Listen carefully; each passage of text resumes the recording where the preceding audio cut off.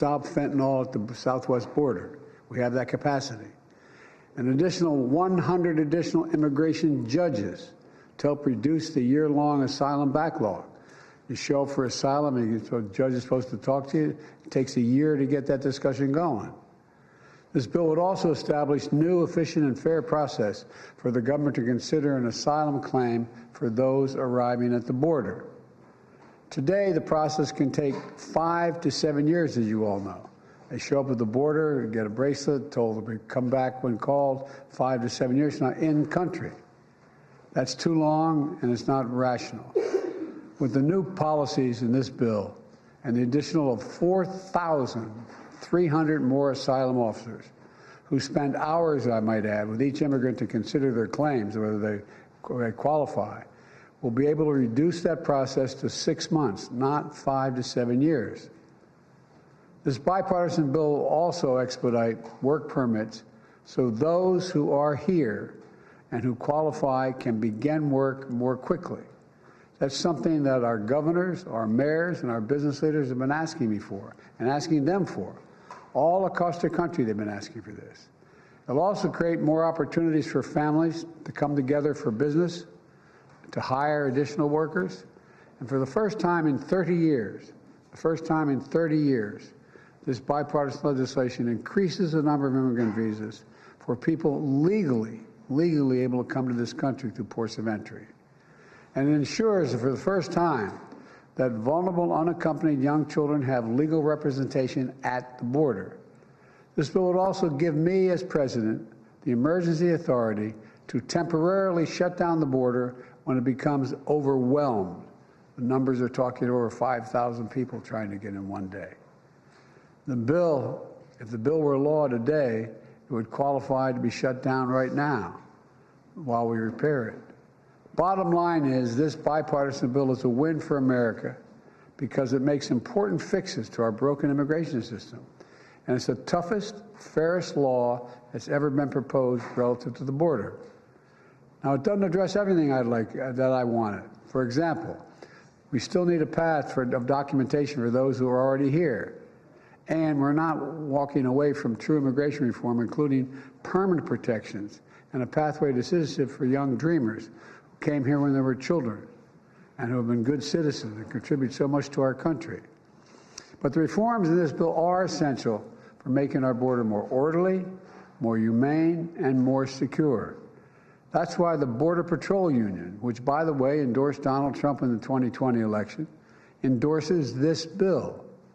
These are the people whose job it is to secure the border every single solitary day. They don't just show up for photo ops like some members of Congress. They're there to do their job. This is the risk, the thing many of them risk their lives doing every single day. And they decided, the Border Patrol decided, this gives them the tools they need to do the job. More personnel across the board. It's also why the U.S. Chamber of Commerce endorsed this bill, because they know this bill is not just good for the border, it's also good for American business and for the American economy. And it's why the Wall Street Journal endorsed the bill, with the headline this morning which reads, quote, "A border security bill worth passing. The Senate has reforms Trump never came close to getting."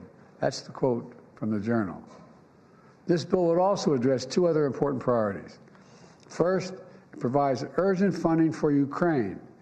I'm wearing my Ukraine tie, my Ukraine pin, which I've been wearing because they're in dire straits right now defending themselves against a Russian onslaught, a brutal conquest. The clock is ticking. Every week, every month that passes without new aid to Ukraine means fewer artillery shells, fewer air defense systems, fewer tools for Ukraine to defend itself against this Russian onslaught. Just what Putin wants. Ukrainians are fighting bravely. You know, many of you look around the room here have followed me in this for a long time. I pulled together a coalition of over 50 nations to support them. On the phone, talking to these leaders. We unified NATO. Remember when we first came to office? NATO was in. Well, they're all together and actually increased the size of NATO. We can't walk away now. That's what Putin's betting on. Supporting this bill is standing up to Putin, opposing this bill is playing into his hands. As I've said before, the stakes on this fight extend well beyond Ukraine. If we don't stop Putin's appetite for power and control in Ukraine, he won't limit himself to just Ukraine. And the cost for America and our allies and partners will rise. For those Republicans in Congress who think they can oppose funding for Ukraine and not be held accountable, history is watching. History is watching. The failure to support Ukraine at this critical moment will never be forgotten. The position of the MAGA Republicans can be characterized by the New York Times headline. First, and this is the headline, it reads, Trump first, Putin second, America third. That cannot pertain. This bipartisan agreement also provides Israel with what it needs to protect its people and defend itself against Hamas terrorists. And it will provide the necessary life-saving humanitarian assistance for the Palestinian people. By opposing this bill, they're denying aid to the people who are really suffering and desperately need help. You know, there's more work to get this done over the finish line, and I want to be clear. Doing nothing is not an option. Republicans have to decide.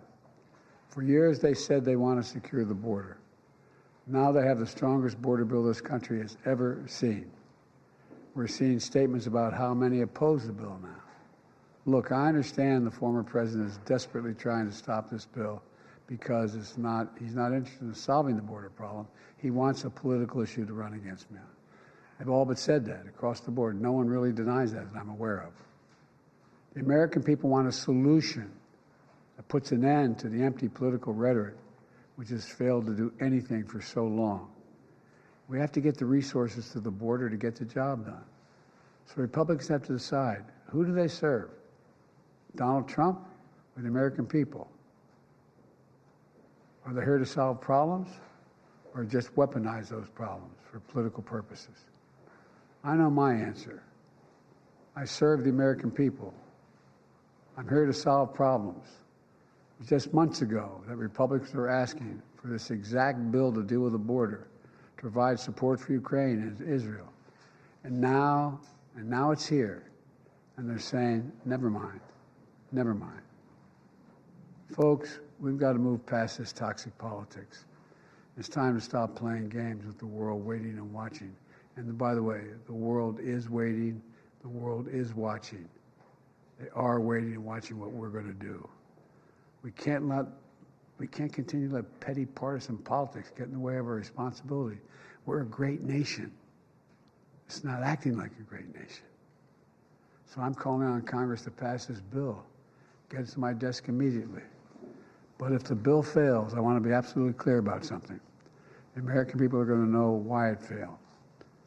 I'll be taking this issue to the country. And the voters are going to know that it's not just a moment, just at the moment, we're going to secure the border and fund these other programs. Trump and the MAGA Republicans said no, because they're afraid of Donald Trump. Afraid of Donald Trump. Every day between now and November, the American people are going to know that the only reason the border is not secure is Donald Trump and his MAGA Republican friends.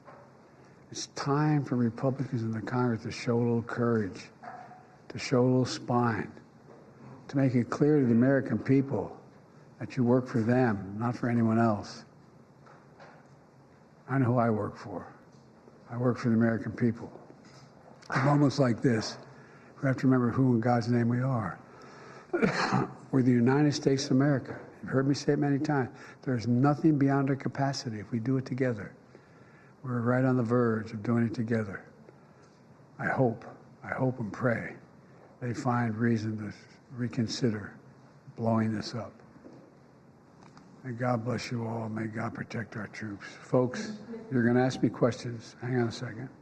I'm going to be back on Thursday, and I don't want to prejudice what may be going on in negotiations now. So I'm not going to be answering any questions of this.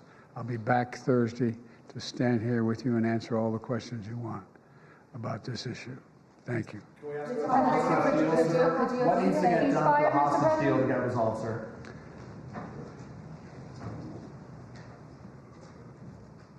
This indirectly has a lot to do with the hostage deal and what's going on in the Middle East. The decision on what we do relative to Israel, the decision what we do in terms of American funding, of whether we're going to engage with the situation in Ukraine. It all goes to the question of American power. It all goes to, does America keep its word? Does America move forward? There is some movement, and I don't want to, well, maybe choose my words. There's some movement. There's been a response from there's been a response from the opposition, but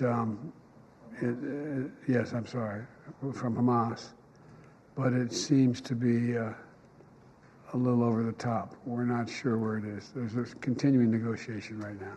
Mr. President, if this bill fails, would you consider supporting something separate that just addresses Israel or Ukraine? I'm not going to concede that now. We need it all. The rest of the world's looking at us, and they really are. Mr. President, trust this Congress does not have immunity, Mr. President. Your reaction to that ruling?